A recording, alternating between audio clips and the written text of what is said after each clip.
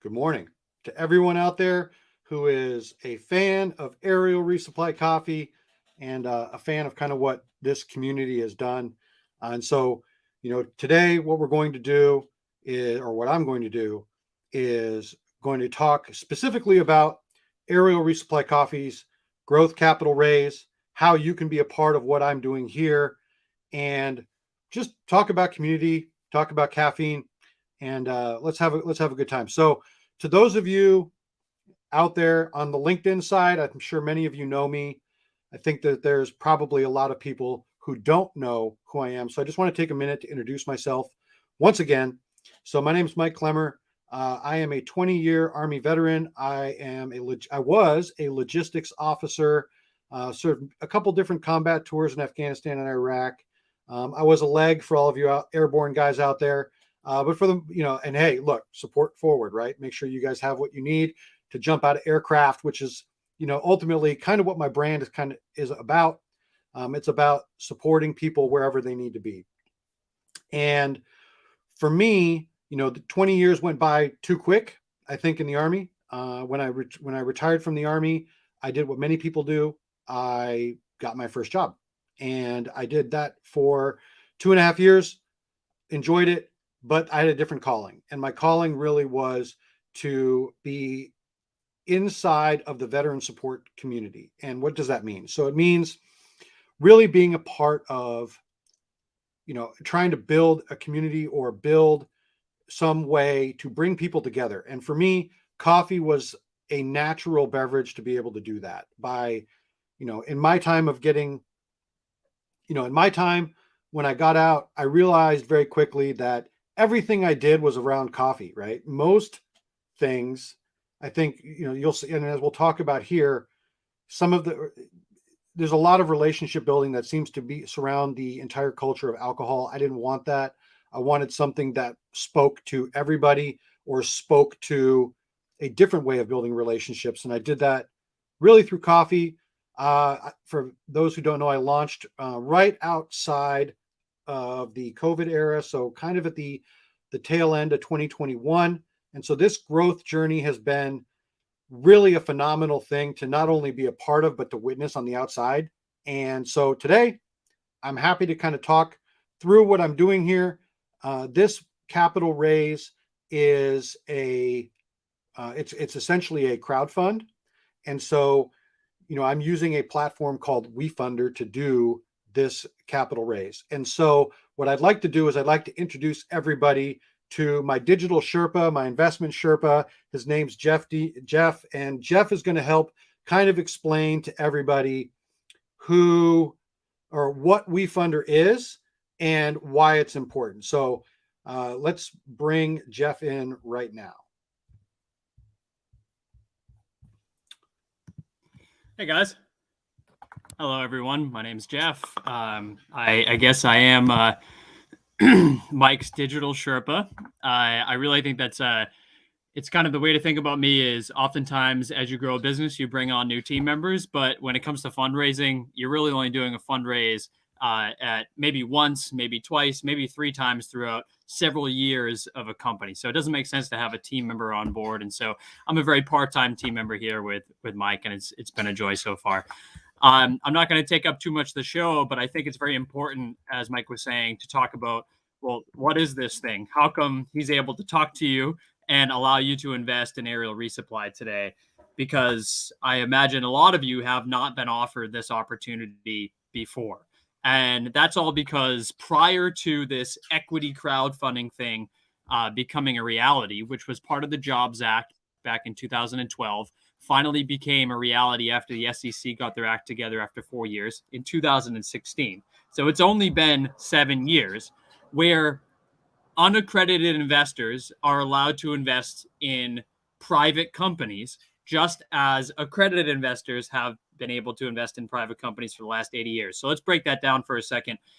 What does it mean to be an unaccredited versus an accredited investor? The basics are accredited investors are essentially 7% of the American population.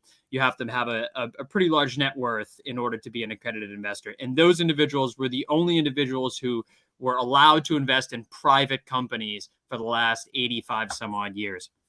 Then equity crowdfunding came along and said, hey, business, if you want to raise money from your customers because they're big fans and they keep asking you to participate, as a lot of Mike's customers have, then you are allowed to do so if you raise money through one of these special platforms. And so now you're able to raise money from all of the individuals on the planet, as long as you're raising it through one of these platforms. The other term I mentioned in there is private companies, right? So we're talking about, all of us have always been able to invest in, well, not always, but for a long time, we've all been able to invest in companies on the stock market, right? We either through our 401k or through Fidelity, Schwab, what have you, we can make daily transactions, or we can make, our just general, like through our paycheck into our 401k. That goes and gets invested into public companies. So these are companies that are trading on the stock market publicly. Private companies are a different story, right? Mike is privately owned. He doesn't actually have to share his financials. Through this fundraise, he does have to share his financials, but normally he doesn't have to share his financials. He gets to operate kind of maybe, under the radar. Most companies out there are private companies, right? There's not a lot of companies that are actually public. This is just kind of the highest echelon that are public companies. So private companies is that. So to wrap that up and pull it on a bow, now that I've explained all the terms, equity crowdfunding allows Mike and Aerial Resupply to raise capital from not just wealthy individuals, for which he is going out and doing within his network, but also being able to include all of his customers and all of his fans into this really special moment, to be able to not just invest and support an Aerial Resupply, but to grow financially as Aerial Resupply grows financially. The last thing I'll say here is, this is not a Kickstarter, right? So there's Kickstarter, which is, we call that maybe rewards crowdfunding, and then there's equity crowdfunding. And so Mike later on will talk about the terms of the raise. But Kickstarter is, you give people money, you give a company money, and in return, maybe you get the product, or you get to have dinner with the owner or something of that sort. This is equity crowdfunding, in which case Mike is offering you a financial payback for your investment in Aerial Resupply today. I think that's a great way to put it. Thanks, Jeff, for explaining that. All right, so let's get into it. So I'll show, I don't think many of you have seen my slide deck yet, or at least you've not seen kind of the pitch that I have for everybody here. I'm not very good at pitches, so bear with me as I kind of talk about this. But so Aerial Resupply Coffee is here to build a new community of caffeine and support for a new generation of veterans. I think we can all agree that there is a demarcation line between I would say the Vietnam, World War II, Korea, and even some Desert Storm veterans and the OIF generation. And that's unfortunate, because it really shouldn't be, there should not be a demarcation line. It should simply be, you're a veteran, you are part of a generation of veterans. Done. Right? So what I've done in terms of research, and in terms of why I'm bringing this and why I'm bringing Aerial Resupply to market, is that when you look at some of the legacy systems out there that support veterans that are outside of the military, and I'm talking about places where veterans can go. I'm not talking about remote support or support through a website. I'm talking physically going to a location. Then you're looking at some legacy support systems like the VFW and the American Legion. And this is not inclusive to, this is a generalized statement, and there are some that are doing great, but there are some that are not. And for the most part, my research has shown that the two major support structures that exist are aging out. And because of that, what you have is essentially, in some cases, a place where people they're not interested in either bringing in new people to support, or they're not speaking to this generation of OIF. Now, with some, and as you can see here, I'm not going to read the entire slides for everybody because people are very smart. I don't believe in reading slides. For me, though, I want to make sure that this brand that I am building is a non-political, non-polarizing, support-forward brand that is dedicated to being inclusive of anybody who's a veteran, law enforcement, first responder. We all know our community, so that is my goal. So, so I use my 2 watchwords. You've heard me say this ad nauseum, pretty much on LinkedIn anywhere, which is stay caffeinated and support forward. The support forward is really the 2 focused words that I have. And they're the words that mean the most to me because of my time as a logistics officer. It didn't matter where you were. It didn't matter what you did. It didn't matter. It doesn't matter. Support is blind. And that is important to me as I build this brand, because as coffee, for people who love coffee, shouldn't matter what you believe in. It doesn't matter. You were a vet or you just want to be supported. And that's what I want to be able to do. And I do it in the community that I am most familiar with. However, I am also looking to very much run the fence line of being not only appealing to the military community and the community that I came from, but the people who never served, but are very supportive of the military or want to be a part of a brand that does the same thing. All right. If you have ever tried either of these 2 coffee roasts, I would say that you know exactly why you're drinking it right now. If you've not, a little backstory into why I named these roasts the way I did. So I'm a huge fan of the AC-130 gunship, but it is a special mission support aircraft that is by far and away probably it's as one of my friends say. It is America's attempt at putting a battleship on with wings. And I love it. If you've ever seen it downrange, it's awesome. But because it runs in the night and Spectre is one of my darkest roasts, it was the original dark roast that I had to include it. For Moab, mother of all bombs, if you want to know what that is, Google it. It's the GBU 43. But however, because this is my double caffeinated roast, I felt it fit the theme of what I was trying to do. And Robusta bean coffee by its very nature is simply more caffeinated anyway. This is a great coffee if you've ever had it. All right. For, the customer reviews, some of you are going to know your names if you're on this LinkedIn Live. But I love the fact that the community that has supported me, not only on LinkedIn, but everywhere, has the just awesome things to say. And the fact that you've all taken time to not only tell me personally your thoughts about it, but also do reviews, testimonials, point to or post on your social media about what's going on is, I'm truly humbled by that. I really, truly appreciate it.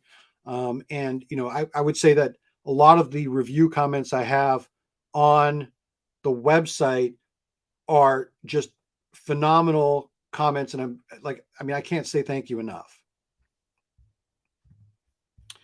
Firewatch and 15W40. Firewatch was my original, the very first coffee roast that came out. If you've ever been through basic training or you've been in the Marines like to do this one a lot, but if you've ever been in basic training, you know exactly what Firewatch is. And it's the one thing that I realized that I wanted to start my brand with because of that name, because it invokes something. It invokes being tired. I view coffee as a way of fueling people to keep them going. So Firewatch was there. So let me tell you a story about 15W40 really quick. So 2 days ago, I was at Virginia Tech University, and we were doing the military appreciation game for Virginia Tech. Will and I were both there. And everybody who came up to the table saw the different samples that we had. And everybody, for most part, not everybody, the gentlemen, the guys who all showed up to the table asking about the coffee, all looked at 15W40, laughed, and said, "That's what I want," because I know exactly what that is.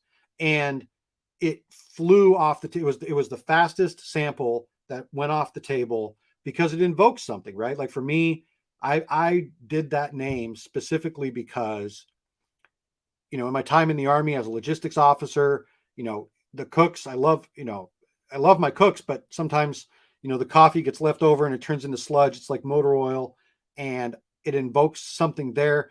This is much better. Trust me. If you've ever had this roast, or if you haven't, you need to. It is by far and away probably my best seller at this point, and I highly recommend it. All right, so how do I separate my brand? Many people have asked me, I mean, this is a common question. Hey, Mike, you're running a veteran owned coffee company. How are you any different than anybody in the marketplace?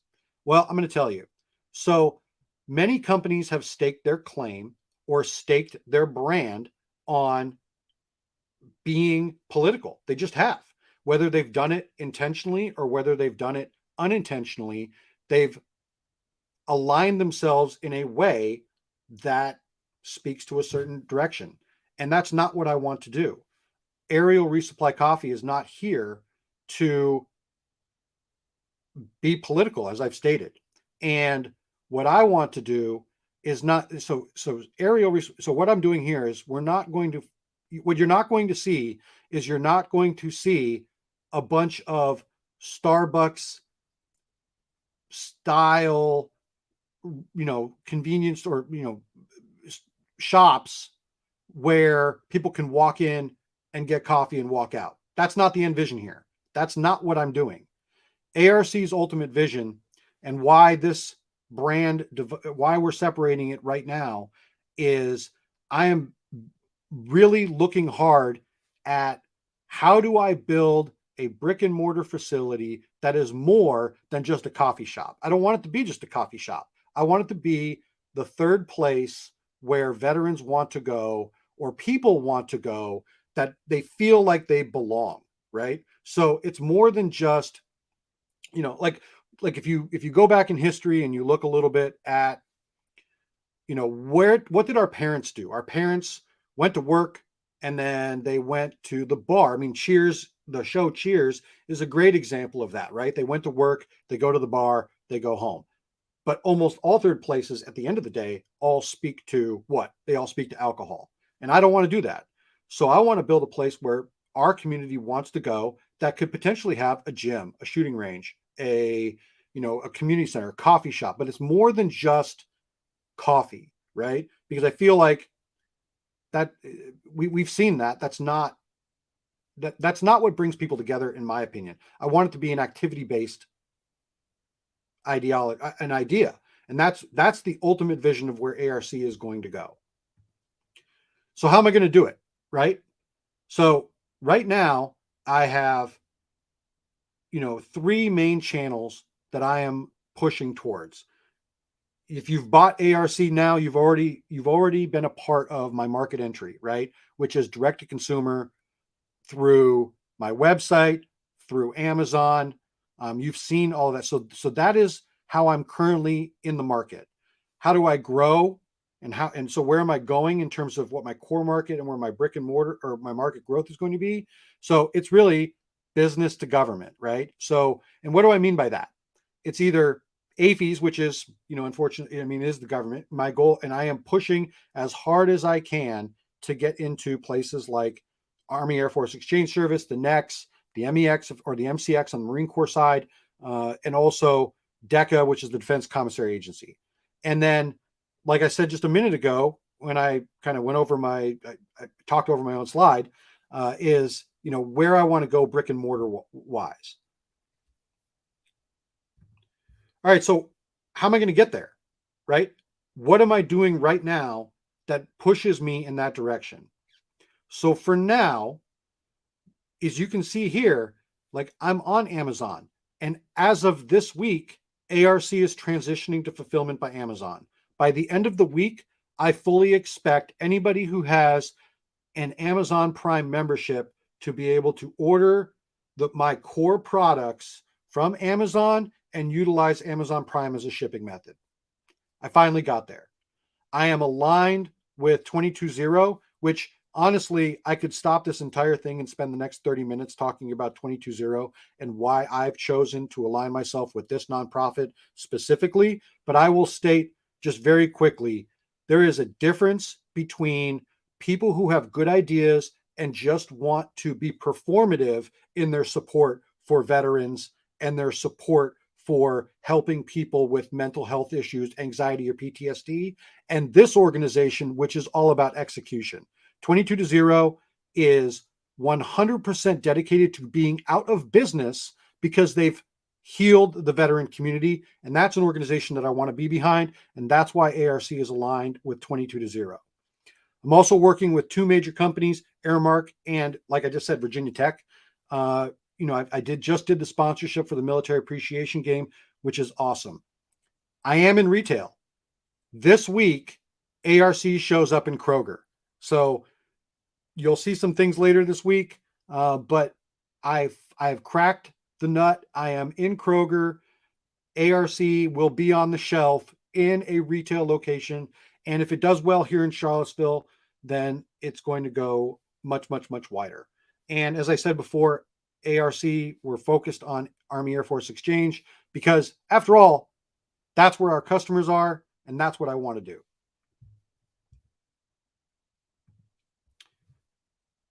I talked a little bit about who I am up front. Fun story, in case you didn't know. I was an NCO at one point in time. I am what's called a Mustang in the Army. So I made it through the ranks all the way to staff sergeant. I crossed over to the dark side, as they say, to become an officer. And it was by far and away the best thing I ever did. I got to see both sides of the coin. I was not a warrant officer, but guess what? Warrant officers are, in my opinion, some of the coolest people you will ever meet. And if you see any of my videos making fun of all of these ranks, trust me, I've been many of them, so I can make fun of them, but I just like making fun of them too. All right, so by the numbers. All right, so let's get into some of the meat of this. All right, so in the last 2 years, I have focused on building my website and building out how to get this thing moving. And what you'll see here, and what is really interesting, at least to me, is that I took an idea out of thin air. No, there's nothing here that was created prior to me. And by myself, I have moved the needle to get this thing to the point where we are talking about ARC as a brand that is going to scale.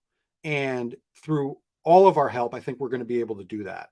So you can see kind of some of the numbers here, but I'm really on a trajectory here where what I need and where I'm going is going to require more than just what I can do.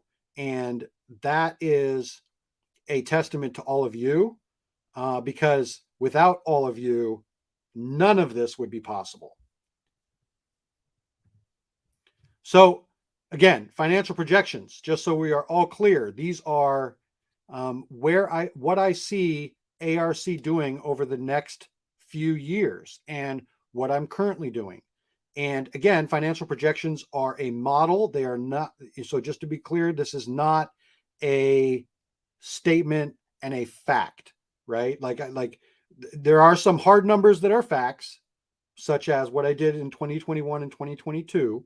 But as you look out at my projections for 24 all the way out to 27, this is what I'm modeling. And so, with your help, and as we talk about this, and as ARC continues to grow, I am fully expecting to reach the 7-figure mark by the end of next year, with some additional growth models that within 2 to 3 years, I'm looking very heavily at being mid 7 figures, pushing 8 figures, because of the community that supports ARC and because of my entry into this market. So I personally have invested, and I bootstrapped this business from the very, very beginning. For those of you to kind of go a little bit, I would say, to go a little bit into just talking about how to start a business, you don't need a lot of money to start a business. ARC was started with $500, and from $500 and using sales revenue to grow my company, I've put money in a little bit over time. Then, that's what I've gotten here. But what am I looking to do? Well, I'm looking to raise $500,000. And why am I looking to do that? For a few reasons. Number one, marketing is something that, while I've done a very, very, very good job doing it on my own, I do recognize that I need help. And I need help in the form of employees. I need help in the form of capital equipment, and I need help in the form of operating cash, because while sales revenue can get me to a certain point, it's not going to get me into the what it's not going to do is it's not going to allow me to buy and really push this brand forward in the time that I want to be able to push it for all of us. And so you can see here, as I am growing, and you can see what I'm doing with what I intend to do with the money. And so, how do I turn 500K into $1 billion? Hey, I think many companies have these these delusions of grandeur or visions of how to get to $1 billion. I don't know if I'll ever get to $1 billion, but dream big, right? I mean, if you don't start looking at it now on how you're going to get to a certain place, then you're not thinking big enough to be able to move forward. And so for now, like you can see what I'm currently doing. I have one roasting facility. I am by myself, and I'm direct to consumer. This says next 6 months. However, as you can see, I'm already in local grocery. This week, ARC is standing up its second roasting facility.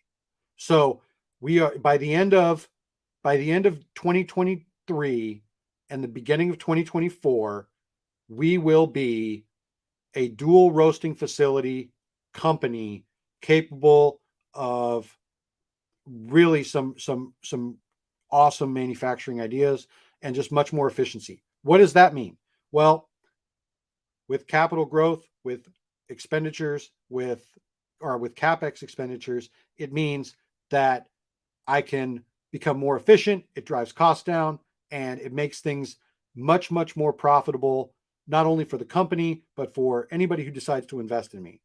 And as you move forward into what the next 18 months are, government contracts, and then, at some point I will be looking at Series A, Series B, and who knows what happens at that point. And the goal at the end of the day for ARC, and I'm not shy to say it, is I want Aerial Resupply Coffee. My vision is that when you talk about coffee companies in the veteran-owned space, the companies that are in the exact same sentence are Black Rifle Coffee, Aerial Resupply Coffee, in whatever order you want to put them in. That's my vision. I'm a big family person.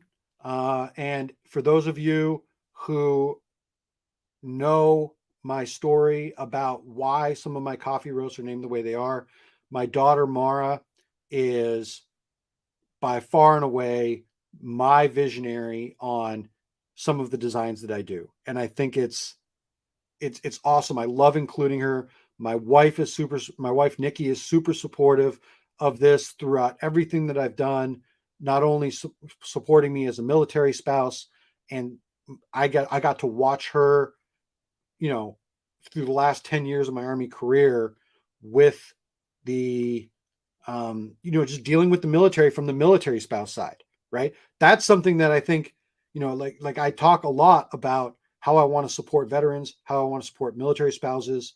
And like, I have a very unique perspective of all of this because of how I not only was enlisted, but I was an officer. I was a commander. I ran an FRG. I dealt with military spouses. Dealt is the wrong word. I interacted with military spouses throughout all of my career and saw the challenges that many of them had. As we've all seen on LinkedIn about trying to find employment, trying to be engaged. And so, my wife is like, she's my barometer. So I'll say I want to do something and she'll be like, Mike, you got to pay attention. This is what's important. Okay. So that being said, that's the last slide in my deck. So how can you grow with ARC financially. So as you've seen probably on this presentation below, you've seen the ticker going at the bottom. So that is the link that will take you to the WeFunder site. If you go to that website, you'll see a lot of it. But what I'm offering here, and I'm going to bring Jeff back in so that we can have, so I can talk a little bit through it, but also if there's, and then I'll open up the questions after I kind of identify, so people can ask questions if they want to. But we'll talk through a little bit about the terms here. All right, so ARC, what this is as Jeff said, this is a WeFunder crowdsource for a business, but it is, what I am offering is essentially a 2x revenue share over 5 years. So what does that mean? That means what you choose to invest, I am saying I will double in 5 years, and I'm going to pay back your investment at a 3% rate over those 5 years. And so this is a non-equity raise. And that is essentially the push that I'm looking forward to push ARC moving forward. And I think, as you will see, not only is that, the terms, and there's some perks that go along with it. If you look on the WeFunder website, if you invest at certain levels, you will see perks at the $250 mark, perks at the $1,000 mark, perks at the $2,500 mark. And then you can also invest more than that if you choose to do so. And you can do that either through the WeFunder website. You can connect with me directly, and we can talk through those terms. If you don't want to be identified on the WeFunder website and you want to do a private investment in that way, both of those ways work. Yeah. Jeff, do you have anything you want to add? So I think I'll just clarify a point based on what you were talking about before, Mike, around projections. Sure. And first off, I just want to say too, it's amazing